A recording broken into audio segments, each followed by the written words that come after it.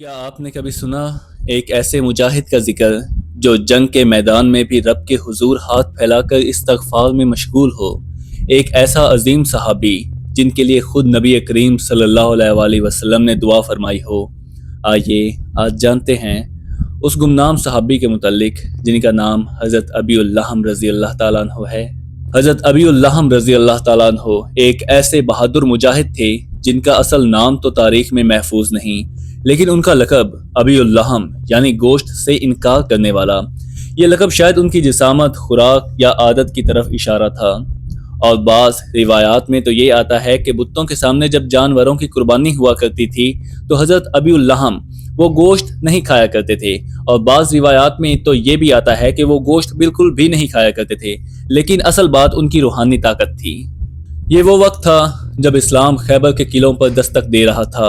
जंग का मैदान सजा हुआ था, हर तरफ तलवारों का जोर शोर था और हज़रत अबीउल्लाहम उस मुकद्दस जंग में शरीक थे। इब्ने मुंदा, हाफिज इब्ने हिज्र, इमाम इब्ने मुबारक और दीगर मुहद्दिसीन रिवायत करते हैं कि नबी करीम सल्लल्लाहु अलैहि वसल्लम ने हज़रत अबीउल्लाहम को मैदान जंग में इस्तगफार करते हुए देखा। वो दोनों हाथ फैलाकर रब्बे कायनात से मगफिरत मांग रहे थे। रसूल अल्लाह सल्लल्लाहु अलैहि वसल्लम ने उनकी ये हालत देखी और उनके लिए दुआ फरमाई।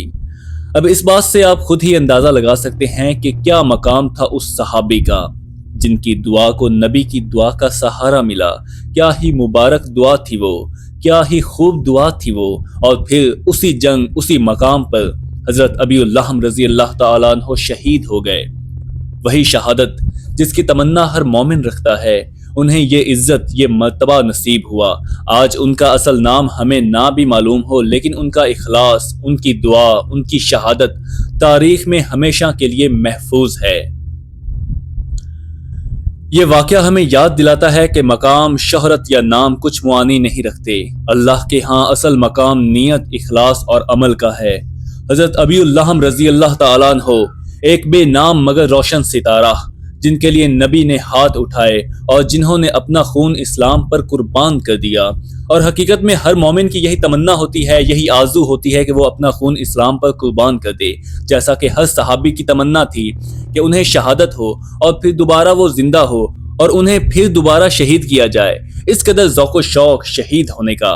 हमें ना तो सहाबा की कुर्बानियों को भूलना चाहिए और ना ही हमारे आबाओ अजदाद की दी गई कुर्बानियों को भूलना चाहिए। हमारे आबाओ अजदाद, क्या कभी हमने सोचा कि उन्होंने अपनी ज़िंदगी किस तरह गुजारी होगी, उनकी ज़िंदगी में किस कदर दुख आए होंगे, उन्होंने किस कदर दुखों से सामना किया होगा, किस कदर परेशानियों से दो-चार हुए होंगे? नहीं, हमने कभी भी नहीं सोचा।